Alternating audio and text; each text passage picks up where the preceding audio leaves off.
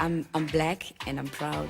I'm a good black woman. I have a song saying I'm a good black woman. Why I'm saying that? Because it's just me. I feel and I understand being a musician, if you sing about politics, you know that you were supposed to sing about politics, but it's Brenda Fassie wasn't just the queen of African pop. She was a roaring thunderstorm of energy, a cultural earthquake whose voice shook apartheid-era South Africa and still reverberates today.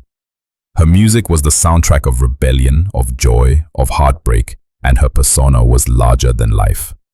But beneath all the swagger and scandal, Brenda built a fortune, an empire of songs, royalties, properties, and a brand so powerful that even after her tragic passing, it continues to bring in wealth. When she died in May of 2004, at just 39 years old, she didn't just leave us with an unforgettable legacy. She left a fortune that made her family, especially her son Bongani, filthy rich. Brenda was born in Langa, Cape Town, in November of 1964. The youngest of 9 children, she came from humble beginnings. Yet she carried something intangible, a power to captivate, to command, and to connect. Her rise from township girl to national icon isn't just the stuff of music history. It's the foundation of her financial story. Her recording career spanned just over 2 decades, from the early 1980s to her death in 2004. During that time, she sold millions of records across South Africa and beyond, with chart toppers like Weekend Special, Too Late for Mama, Vuli, Ndlela, and Black President. Her albums went multi-platinum, and she was one of the first South African artists whose music became a turnover generator. Her songs weren't just hits, they were cash machines. But it was what happened after that's really the headline. Upon her death, her estate was valued at approximately 20 million rand, with her son, Brenda Fassie, eventually being awarded the entirety of it, or at least the bulk of it, in around 2017. That number doesn't include the streaming royalties, licensing and performance royalties still accumulating each year. By 2023, estimates began suggesting that at least 25 million rand had gone missing from Brenda's estate, money that should have been part of her legacy fund. Bongani publicly launched an investigation, claiming the publishing rights had been sold off for a paltry 1 million rand and mismanaged, prompting the disappearance of funds that should have been rightfully hers. Still, the influx of income from the estate didn't cease. It actually kept coming, and in some years might have exceeded what Brenda ever made while alive. Bongani revealed he had once been told his distribution account should contain about 25 million rand, though he himself never received it all. On television, he disclosed that at one point he lived the soft life, spending on 3 Hummers, 100 million plus 200 million plus 190 million rand, rent of 70,000 rand, shoes worth 48,000 rand, and shockingly, close to 4 million rand on narcotics. In another instance, within just 2 months of receiving royalties, he spent 400,000 rand on alcohol, parties, and living like a rock star, to the point where he couldn't pay rent or school fees for his kids. Let's break it down further. Brenda's catalog continues to bring in streaming and licensing revenue. Every time Weekend Special plays on Spotify, radio, or features in a documentary, money flows into the estate. Her music is timeless. Her brand is sellable. That kind of enduring intellectual property is a goldmine. By 2017, Bongani was awarded the 20 million rand estate, officially making him the main beneficiary. But the estate's value had already eroded in some cases. Claims surfaced that as much as 25 million rand was misappropriated or unaccounted for. Instead of building wealth, Bongani sometimes burned through it. He admitted to spending millions on cars, drugs, rent, and parties.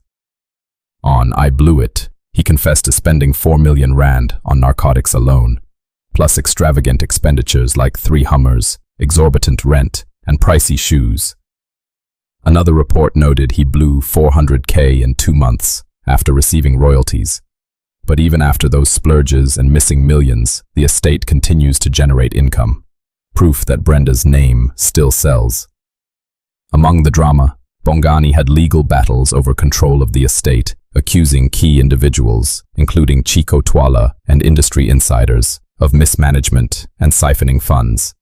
Despite that, he emerged as the custodian of Brenda's brand and music rights, excluding some publishing rights that had been previously sold or claimed by others. Even if part of the estate was lost or mismanaged, Bongani still inherited an empire. Today, he continues to benefit from ongoing royalties, licensing, and the cultural capital of the Queen of African Pop.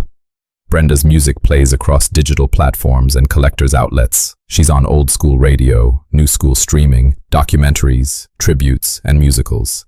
Her name is still a brand. Estimated estate value at death, 20 million rand.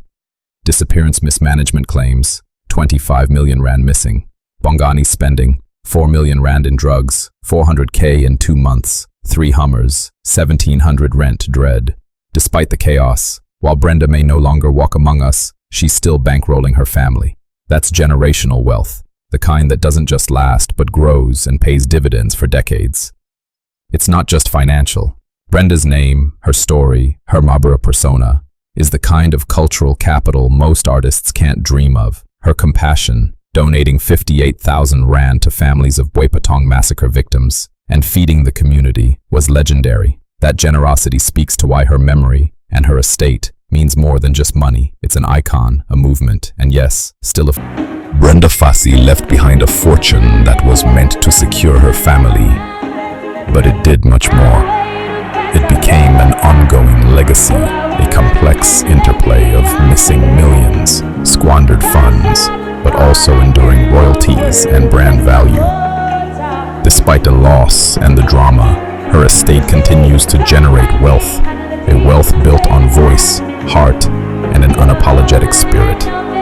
That's why, even today, Brenda Fassie is still rich, and her family, thanks to that legacy, still sits on gold.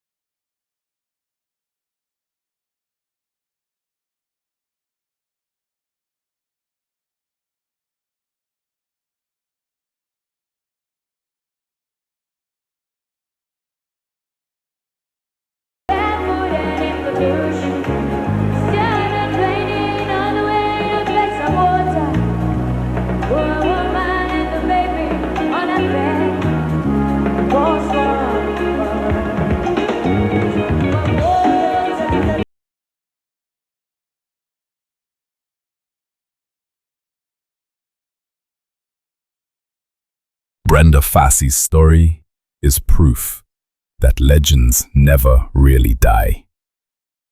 Her voice, her spirit, and yes, her fortune still live on today.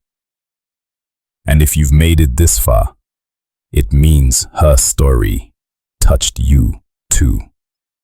We're building this channel to keep the memories of icons like Brenda alive, to celebrate their music, their struggles, and the legacies they left behind. If you want to see more deep dives like this, make sure to hit that subscribe button, give this video a thumbs up, and drop a comment about your favorite Brenda Fassie song. Your support helps us keep these